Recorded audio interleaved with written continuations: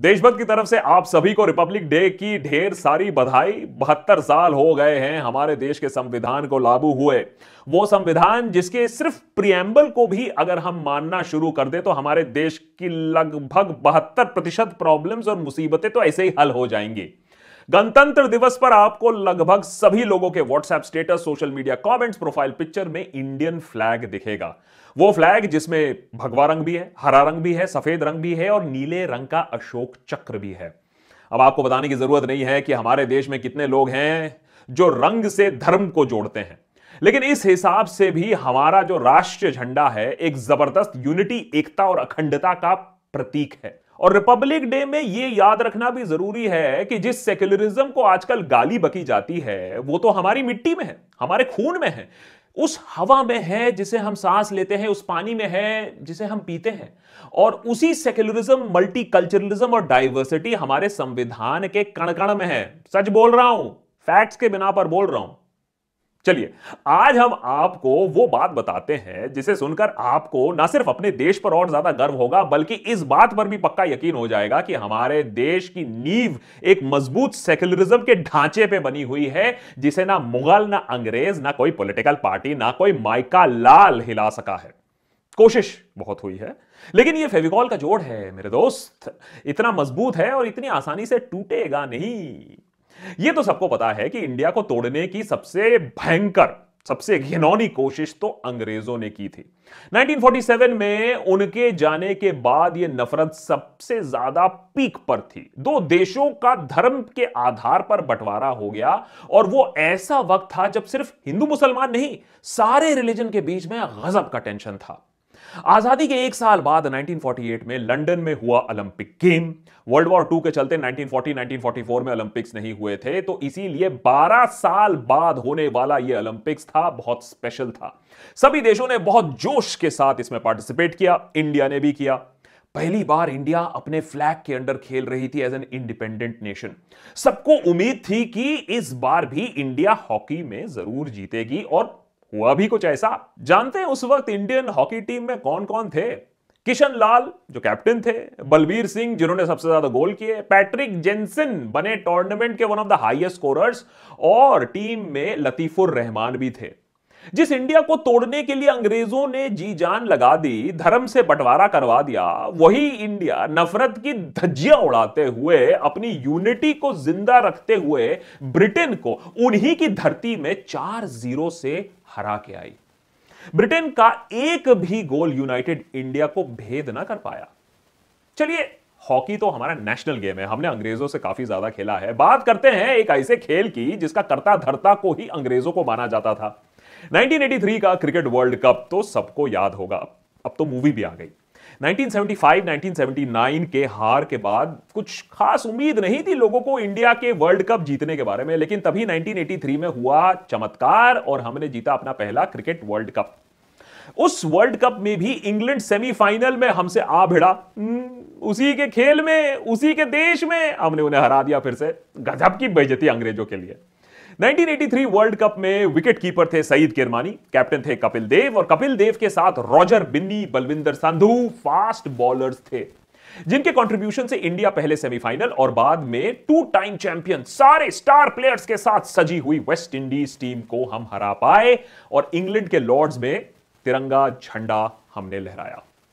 England ने भी सोचा होगा, यार हमने इतनी कोशिश की, इसके बाद भी ये फेविकॉल का मजबूत जोड़ ये यूनिटी टूटा नहीं है, क्योंकि उस दिन हिंदू, मुसलमान, सिख तो नहीं खेल रहे थे पिच पर, इंडिया खेल रहा था और जीत भी हुई पूरे देश की, एक सेक्युलर यूनाइटेड देश की जीत हुई। ये तो हुआ खेल की बात, लेकिन हमें क्रिकेट और हॉकी टीम से भी ज्यादा हमें नाज है अपने आर्मी पर, चाहे आप किसी भी विंग से क्यों ना हो। आर्मी का सबसे बड़ा अवार्ड हमारे देश में है परमवीर चक्र। हमारे देश में आज तक 21 जवानों को परमवीर चक्र से सम्मानित किया गया है। 21 आयरन मैन ऑफ इंडिया। जानते हैं इस लिस्ट में कौन कौन है? इस लिस्ट में है कैप्टन विक्रम बत्रा, जिन्होंने कारगिल के समय अपने साथी जवान को बचाते हुए देश के लिए कुर्बानी दी। फ्लाइंग ऑफिसर निर्मलजीत सिंह शेखों है, जो श्रीनगर पर हमला करने वाले 6 एयरक्राफ्ट को रोकने गए 2 एयरक्राफ्ट मार गिराए और फिर शहीद हो गए। लांस नायक एल्बर्ट एक्का है जिन्होंने 1971 में इंडिया पाकिस्तान वॉर में घायल अवस्था में भी दुश्मन के बंकर में घुस के और उसी बंकर को तबाह करने के लिए अपना ग्रेनेड फेंका और शहीद हो गए। इस लिस्ट में कंपनी क्वार्टरमास्टर हवलदार अब्दुल हामिद भी हैं जिन्होंने 1965 इंडिया पाकिस्तान वॉर में अपने अकेले एक जीप माउंटेड गन से पाकिस्तानी टैंक्स के छक्के छुड़ा दिए और टैंक्स को ध्वस्त करते करते वो वीर गति को प्राप्त हो गए। 4 लोग 4 धर्म पर नियत एक, देश के लिए कुर्बानी। राहत साहब ने बिल्कुल सही कहा था, सबका खून शामिल है यहां की मिट्टी में। खेल और जंग की बात क्यों, कला की दुनिया की बात कर लीजिए। अपने देश का सिनेमा प्रेम तो सबको मालूम है, हर फ्राइडे को नया पिक्चर। मूवीज जगत में सबसे बड़ा अवार्ड्स लेकिन ऑस्कर है और यहां भी इंडिया की सक्सेस स्टोरी काफी सेक्युलर है। जहां पहला ऑस्कर अवार्ड भानु अथैया ने जीता तो रसूल पुकुट्टी और ए.आर. रहमान और गुलजार साहब ने भी जीता और सत्यजीत रे ने लाइफ टाइम अचीवमेंट के लिए ऑस्कर जीता। वर्ल्ड की सबसे पॉपुलर मैगजीन टाइम मैगजीन में शाहरुख खान भी हैं, मनमोहन सिंह भी हैं और हमारे प्रधान सेवक नरेंद्र मोदी भी हैं। इनफैक्ट एसआरके को इंडिया का ग्लोबल एम्बेसडर बोला जाता है। मैंने दुनिया भर में कहीं जाइए, बोलिए आप इंडिया से हैं तो बोलेगा ओ एसआरके के देश से। आज जिस संविधान का हैप्पी बर्थडे हम मना रहे हैं उससे भी बहुत लोगों को चिढ़ है। उनका कहना है कि प्रियम्बल में सेक्युलर शब्द तो बाद में जबरन लगाया गया है, लेकिन फिर उन्हें बताना पड़ता है, समझाना पड़ता है कि संविधान की नींव और संविधान के हर ईंट में आपको सेक्युलरिज्म मिलेगा। और वो भी इसलिए क्योंकि हमारे संविधान की बनावट एक सेक्युलर प्रोसेस से थी जिसमें 299 मेंबर्स ऑफ कॉन्स्टिट्यूएंट असेंबली थे जिन्हें हम अपने founding fathers and mothers of the republic of India भी कह सकते हैं। Of course doctor B R. Ambedkar, chairman of the drafting committee, Jawaharlal Nehru, doctor Rajendra Prasad, Maulana Azad, constitutional adviser doctor B N. Rao, इन सब ने मिलकर धर्म से ऊपर देश को रखा, धर्म से भी ऊपर डेमोक्रेसी और फंडामेंटल राइट्स को रखा और हमारे गणतंत्र की नींव रखी, जिसकी वजह से इंडिया एक सक्सेसफुल डेमोक्रेसी बना, पाकिस्तान से बिल्कुल अलग राह पर चला, दुनिया भर में इज्जत कमाई। अंग्रेजों ने तो कहा था कि अरे तुम लोग कुछ ही सालों में बिखर जाओगे, टुकड़े टुकड़े हो जाओगे, लेकिन वो रहे गलत, हम रहे सही। चलो अवार्ड बता दिया, खेल बता दिया, आर्मी बता दिया, कुछ मजेदार बात बताते हैं आपको। जहां लोग आजकल मंदिर मस्जिद तोड़ने की बात करते हैं वहां कोई बनाने की भी बात कर रहा है।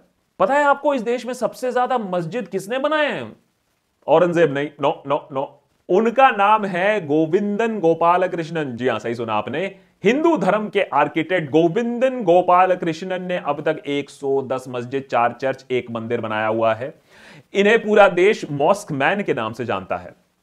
देखिए मजेदार बात है, और मजेदार बात इसलिए है क्योंकि हमारा देश इतना बड़ा है, इतना विशाल है, इतना कॉम्प्लिकेटेड है, इसके ताने बाने इतने इंटरवोवन है कि इसे अस वर्सेस देम में बांटना, 2 पीसेस में करना आसान नहीं है। कुछ समय के लिए कर सकते हो लेकिन हमेशा के लिए नहीं। अब आप मुझे फैलते हुए नफरत के बारे में बताओगे, जो कि सच है। देखो देश को बांटने के लिए, वोट के लिए, सत्ता के लिए, लोगों को खतरे में रखने के लिए कितनी मेहनत करनी पड़ती है, लेकिन देश को जोड़ने के लिए लोग बिना इलेक्टोरल बॉन्ड, बिना गोदी मीडिया, बिना पैसा और पावर चुपचाप अपना काम कर रहे हैं। फेविकॉल लग रहा है। बेंगलुरु चेन्नई के हाईवे के पास एक जगह है हॉस्कोटे, जहां हिंदू वहां के हनुमान टेंपल में पूजा करने जाते थे। जगह की कमी होने की वजह से उन्हें बहुत परेशानी होती थी। यह बात वहां रहने वाले HMG बादशाह से देखी नहीं गई। सही सुना आपने, बादशाह मुसलमान। उन्होंने अपनी जमीन डोनेट कर दी। किस लिए? हनुमान जी के टेंपल बनाने के लिए। उन्होंने कहा कि मेरे पूरे परिवार ने इस बात का समर्थन किया। उस जमीन की कीमत कहा जाता है करीबन 80 लाख से 1 करोड़ रुपए की है और वो उन्होंने खुशी खुशी डोनेट कर दी। वहां रहने वाले हिंदुओं ने उनकी तस्वीर बाकायदा मैंने रोड पर लगाई है। और कुछ दिन पहले हम नमाज को लेकर, जगह को लेकर इतना सारा आक्रोश और डिबेट कर रहे थे। खैर छोड़िए, आगे चलते हैं। देखिए 1947 में हमें आजादी मिली। देखिए गांधी के क्विट इंडिया और नॉन कॉपरेशन मूवमेंट की बिना, भगत सिंह के पार्लियामेंट में बहरों को सुनाने के लिए धमाके की बिना, पूर्ण स्वराज के डिमांड की बिना, अशफाकुल्ला खान के काकोरी लूट और बोस के आईएनए के बिना यह आजादी हमें नहीं मिलती। ये लोग अलग अलग धर्म से थे पर आजाद तो एक ही देश हुआ, लक्ष्य तो उनका एक ही था। भीख में नहीं मिली आजादी हमें, और सबको मिली आजादी। इस देश पर जब जब आपदा आई, आप देख लीजिए, बड़े बड़े मिलियनेयर्स, उद्योगपति और कॉर्पोरेट्स ने खुल के डोनेट किया है। इंडिया के सबसे बड़े फिलैंथ्रोपिस्ट अजीम प्रेम जी एक साल में कभी कभी 800 करोड़ रुपए तक डोनेट कर चुके हैं। कोविड के समय टाटा सन्स ने पीएम केयर फंड को 1500 करोड़ डोनेट किया। और विमेन डोनर्स में सबसे पहला नाम आता है नंदन नीलेकनी की वाइफ रोहिणी नीलेकनी का। तो इस लिस्ट में भी मुसलमान, पारसी, हिंदू सब कोई है। इस देश के सबसे बड़े मस्जिद जामा मस्जिद ने भी स्वतंत्रता संग्राम में अपना हिस्सा देखा है। जामा मस्जिद में हिंदू, मुसलमान और सभी धर्मों के लोग अंग्रेजों के खिलाफ प्लानिंग और फ्रीडम स्ट्रगल को आगे बढ़ाने के लिए मीटिंग किया करते थे। सिर्फ मस्जिद ही नहीं, फ्रीडम स्ट्रगल के समय ब्रिटिशर जब हमारे घरों में घुस घुस के हमें मार रहे थे तो कई मंदिर मस्जिद का इस्तेमाल होने लगा। रिलीजियस पर्पस के लिए नहीं, अंग्रेजों से निपटने के लिए। मंदिर में मुसलमान भी आते थे, मस्जिद में हिंदू भी आते थे। अंग्रेज भी सोचते होंगे, यार हमने इतना हिंदू मुसलमान किया, काऊ पिग से डाइवर्ट और डिवाइड करने की कोशिश की, पर इतने लोगों की यूनिटी को हम खरोच तक नहीं लगा पाए। कमाल है ना। हाल फिलहाल में हमें सब बोला जाता है कि देखो देश में क्या हो रहा है, मुस्लिम आतंकवादी, पंजाबी खालिस्तानी, क्रिश्चियन धर्म परिवर्तन करने वाले, हिंदू एक्सट्रीमिस्ट मॉब लिंचिंग करने वाले। पर इस सब के बीच में अपनी जिंदगी का सबसे खतरनाक समय भी हम सब ने देखा जब हम कोविड से गुजरे। इस बुरे समय में भी हमने देखा कि कैसे सिख भाइयों ने मुसलमानों को प्रे करने के लिए जगह दी, मुसलमानों ने प्रोटेस्ट करते हुए किसानों के लिए खाना ऑर्गेनाइज किया, मुसलमानों ने हिंदू को बचाने के लिए बैंगलोर के टेंपल के बाहर ह्यूमन चेन बनाया। वैष्णो देवी में रमजान के समय 500 मुसलमान जो कोरोना की वजह से वहां क्वारंटीन थे उन्हें इफ्तारी दी। गुरुद्वारों ने मदरसा के स्टूडेंट्स को लॉकडाउन के समय खाना और पानी दिया। और कई जगह ये कम्युनल हार्मनी हमें दिखी और इस हार्मनी को हमें और इस एकता को हमें और सेलिब्रेट भी करना चाहिए। आज ये नफरत फैलाने वाले लोग धर्म का सहारा लेकर हमें बांटने की भरपूर कोशिश कर रहे हैं, लेकिन आम जनता कुछ समय के लिए भटक सकती है, लेकिन उसे भी समझ में आ जाएगा कि कलाम और कसब में किसको चुनना है। भगत सिंह और गोडसे में कौन आदर्श व्यक्ति है। आज देश 5 या क्या बोलिए 10 ट्रिलियन डॉलर इकोनॉमी बन सकता है, लेकिन एक शर्त है, हिंदू, मुसलमान, नॉर्थ साउथ, दलित, सवर्ण, north east, north west, Kashmir, Kanyakumari, main women, सबको साथ मिलकर काम करना होगा। इस देश को डेयरी फार्मिंग के रूप में सबसे बड़ा self sustainable industry Varghese Kurien ने दिया, nuclear tipped rockets Abdul Kalam ने दी, पूरी दुनिया को जीरो आर्यभट्ट ने दिया और पहला सिंथेटिक जीन हरगोबिंद खुराना ने दिया। दरअसल ये कंट्रीब्यूशन इंडियंस का है, अलग अलग रिलीजन्स का नहीं है। ये इंडिया का कलेक्टिव अचीवमेंट है और ये हर धर्म और हर जाति के बंटवारे से ऊपर है। इंडिया का कॉन्स्टिट्यूशन भी रिलीजन से ऊपर है। ये क्रूशल बात समझोगे तब आप मानोगे कि देश के गद्दारों को गोली मारो सालों को कॉन्स्टिट्यूशनली इनकरेक्ट स्टेटमेंट है। यह देश को तोड़ने का स्टेटमेंट है। और देश के गद्दारों को कानून के हवाले करो सालों को कॉन्स्टिट्यूशनली करेक्ट है और देश को जोड़ने वाला स्टेटमेंट है। तो 72 साल बाद अंग्रेजों के हथकंडे अपनाने वालों से थोड़ा सा बचें, उनसे सेफ रहें, सावधान रहें, सतर्क रहें। देश को बांटने वालों को थोड़ा चमाटा मारो और अपने नेताओं से पूछो कि आपकी सुरक्षा, आपके बटुए की सुरक्षा, आपकी नौकरी की सुरक्षा क्यों नहीं हो रही है, आपको हर दूसरे दिन भटकाया क्यों जा रहा है। और नेता लोगों के तो अच्छे दिन आ गए, जनता के अच्छे दिन कब आएंगे।